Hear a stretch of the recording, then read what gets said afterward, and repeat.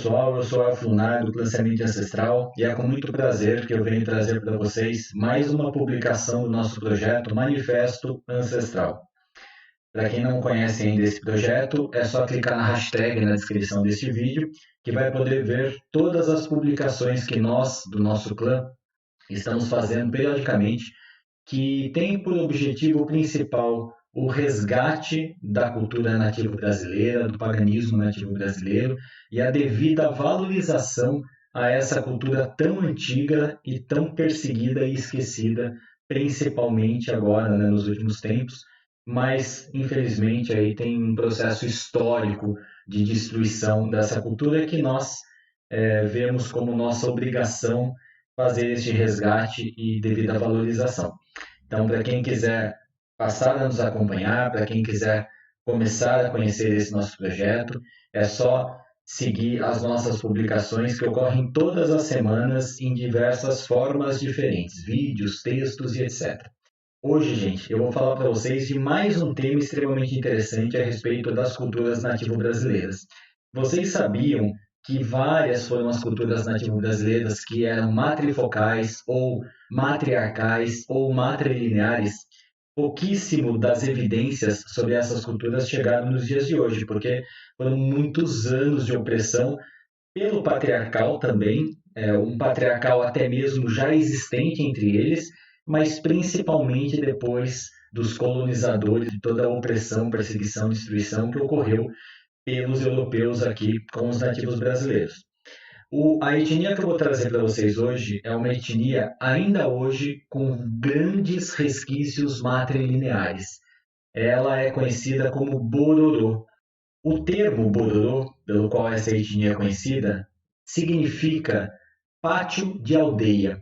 Isso se dá porque as casas na aldeia elas são construídas em formato circular, de maneira que no meio delas, né, fica um pátio central, onde são realizados todos os rituais, todas as cerimônias, todas as ações sociais coletivas são realizadas neste pátio. Este pátio ele é como se fosse o coração de toda a aldeia. Essa etnia Bororô ela é extremamente rica, cerimonialmente falando, a sua cosmologia é extremamente diversificada e bastante interessante da gente se aprofundar, mas hoje não é o objetivo da gente fazer isso. Em futuros vídeos eu trago mais sobre essa etnia. Essa etnia, gente, ela não faz parte do tronco linguístico tupi. Essa etnia, antigamente, ela era considerada pelos estudiosos como de um tronco linguístico extremamente raro, conhecido como os Otuqué. Porém, com uma visão mais moderna dos estudiosos, eles agruparam essa etnia num tronco conhecido como Macro-G. Ela acabou se desenvolvendo de uma maneira muito isolada das demais formas de linguagens que existiam no Brasil, né? Por volta da década de 70, essa etnia quase deixou de existir. Eles foram muito perseguidos e muito destruídos. Pouquíssimos membros permaneceram vivos na década de 70 e, consequentemente, a língua quase foi extinta completamente, porque estes poucos vivos, aqueles que ainda eram crianças na época, eles eram proibidos nas escolas de falar suas línguas nativas.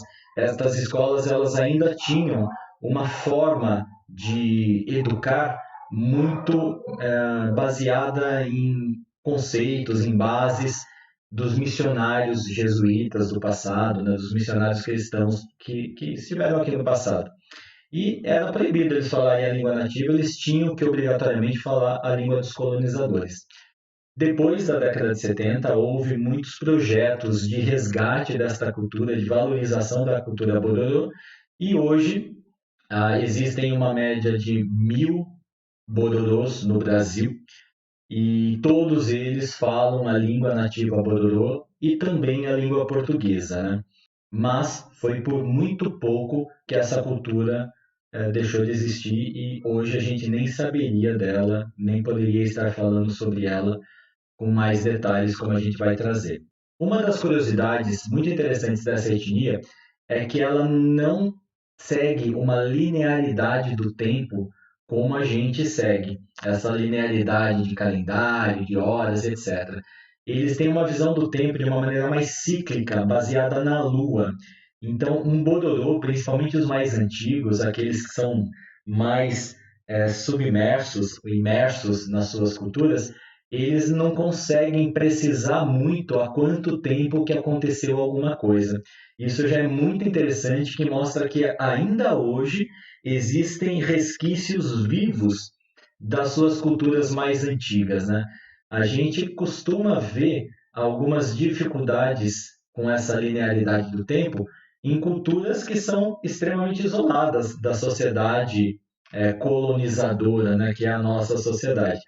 Mas saber que ainda existem pessoas que são representantes de etnias nativas brasileiras, que também continuam com essa visão da Lua sobre o tempo sendo regido pelos ciclos lunares, isso é, no mínimo, bastante interessante, principalmente para quem é neopagão, para quem é bruxo, para quem é bruxa, né? Um dos exemplos maiores que a gente vê um claro resquício da matrilinearidade nessa etnia é que, ao contrário do que a gente vê na sociedade que a gente vive, na sociedade moderna, que é a que a gente mais conhece, a organização dos bororôs se dá a partir da posição que cada indivíduo possui dentro da sociedade, e essa posição ela é determinada por a qual clã que essa pessoa pertence, a qual linhagem que ela pertence e a qual grupo residencial que ela faz parte. Bom, até aí não tem muita novidade, né? A novidade, na verdade, é que a determinação de tudo isso se dá a partir da família da mãe da criança. A descendência ela é determinada por regras matrilineares, de modo que ao nascer, a criança ela vai receber um nome e este nome vai a identificar como pertencente ao clã da mãe. No ritual de nominação, né, que ocorre nessa etnia, é um dos principais rituais dela, é onde a criança vai receber um nome pelo qual ela vai ser conhecida dentro do clã a que ela pertencerá. Quem dá este nome para a criança é o irmão da mãe, junto com as irmãs do pai.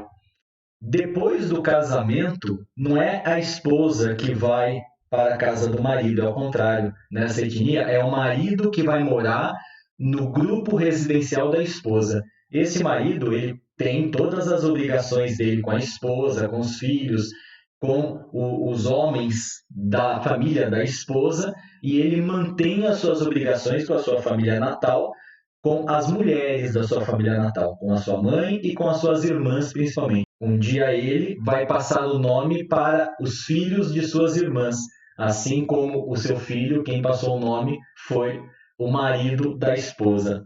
É muito interessante quando a gente pensa numa organização que difere em tantos elementos do que a gente está acostumado. Eu fico imaginando como deveria ser essa etnia antes de ela sofrer uma opressão do patriarcal, antes de ela sofrer perseguição por parte dos colonizadores.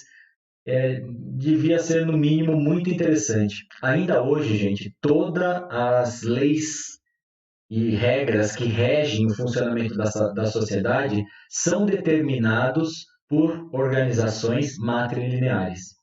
E a parte mística da sociedade, ela tem uma preponderância patrilinear, mas ainda assim a gente encontra mulheres também ocupando posições de sacerdócios dentro da comunidade. Mas, como eu falei no início, essa parte ritualística da etnia Bororô, que é extremamente rica e super interessante, a gente deixa para um outro vídeo.